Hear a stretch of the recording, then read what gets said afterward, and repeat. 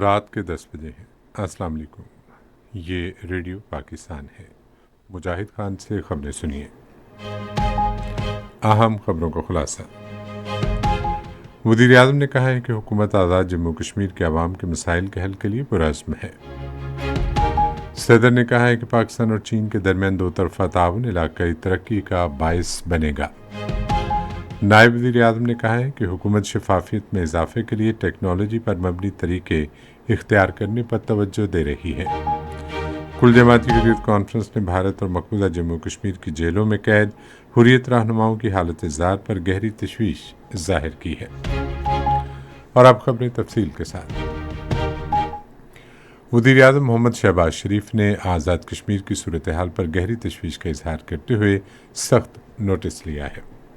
آج جاری کردہ اپنے ایک بیان میں انہوں نے عوام کو پرامن رہنے کی پرزور تاکید کی اور اس امر پر زور دیا کہ پرامن احتجاج ہر شہری کا آئینی اور جمہوری حق ہے۔ شہباز شریف نے قانون نافذ کرنے والے اداروں کو ہدایت کی کہ وہ مظاہرین کے ساتھ تحمل اور برداشت کا مظاہرہ کریں۔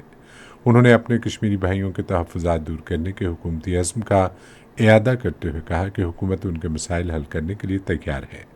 حکومتی سطح پر اس مسئلے کے پرامن حل کے لیے وزیر اعظم نے مذاکراتی کمیٹی کو وسعت دینے کا بھی اعلان کیا۔ وزیر اعظم شہباز شریف نے اعلان کیا کہ وہ وطن واپس پہنچ کر مذاکراتی عمل کا خود جائزہ لیں گے۔ صدر مملکت آصف علی زرداری نے سمود غزہ فلوٹیلا پر اسرائیلی جارحیت کی شدید مذمت کی ہے۔ اپنے بیان میں انہوں نے آئی فلوٹیلا میں شریک پاکستانی شہریوں کی بہادری اور انسان دوستی کو خراج تحسین پیش کیا۔ صدر مملکت نے کہا کہ امدادی مشن پر حملہ انسانی حقوق اور بین الاقوامی قوانین کی سنگین خلاف ورزی ہے۔ انہوں نے عالمی برادری سے مطالبہ کیا کہ غزہ کے شہریوں کو امداد کی بلا تعطل فراہمی کو یقینی بنایا جائے۔ اسرائیل کی جانب سے گلوبل سمود فلوٹیلا کو روکے جانے کے خلاف دنیا بھر میں احتجاج کیا جا رہا ہے۔ اٹلی، اسپین، کولمبیا اور ارجنٹینا سمیت کئی ملکوں میں لوگ فلوٹیلا سے اظہار یکجہتی کے لیے سڑکوں پر نکل آئے۔ ادھر کئی عالمی رہنماؤں اور فلسطینی وزارت خارجہ نے فلوٹیلا روکنے کو بین الاقوامی قانون کی خلاف ورزی قرار دیتے ہوئے اس کی مذمت کی۔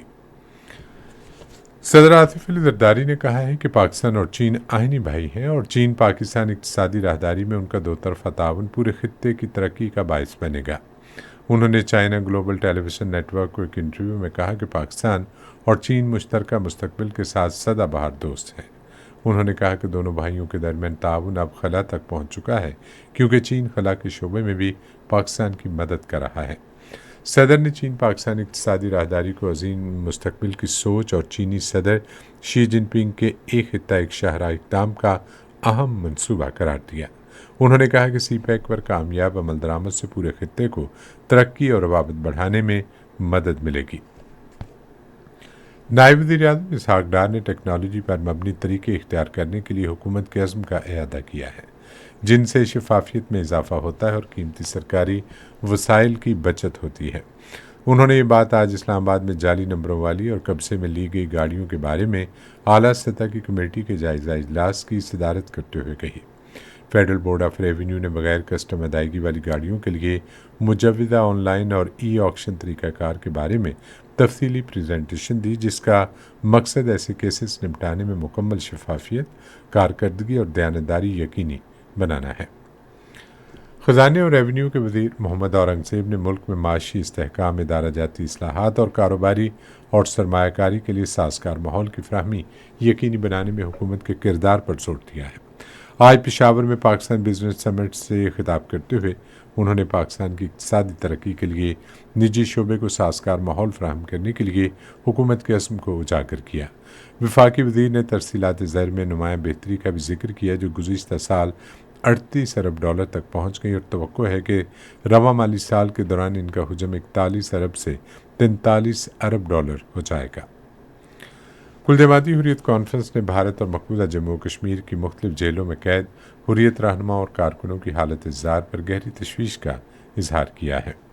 کشمیر میڈیا سروس کے مطابق حریت کانفرنس کے ترجمان ایڈوکیٹ عبدالرشید منہاس نے سری نگر میں ایک بیان میں جیل حکام کی طرف سے کشمیری سیاسی قیدیوں سے روا رکھے جانے والے غیر انسانی سلوک کی مذمت کی ہے۔ اور آج کولمبو میں خواتین کے ICC ایک روزہ بین الاقوامی عالمی کپ میں بنگلہ دیش نے پاکستان کو 7 وکٹوں سے ہرا دیا۔ پاکستان کی ٹیم پہلے بیٹنگ کرتے ہوئے 38.3 اوورز میں 129 رنز بنا کر آؤٹ ہو گئی۔ جواب میں بنگلہ دیش کی خواتین ٹیم نے مطلوبہ ہدف 31.1 اوورز میں 3 وکٹوں کے نقصان پر پورا کر لیا۔ اسی کے ساتھ خبریں ختم ہوئیں۔ مزید خبروں اور تجزیوں کے لیے آئیے ہماری ویب سائٹ پر، پتہ ہے radio.gov.pk، اور فیس بک کے link radio Pakistan news official پر براہ راست ویڈیو اسٹریمنگ بھی ملاحظہ کیجیے۔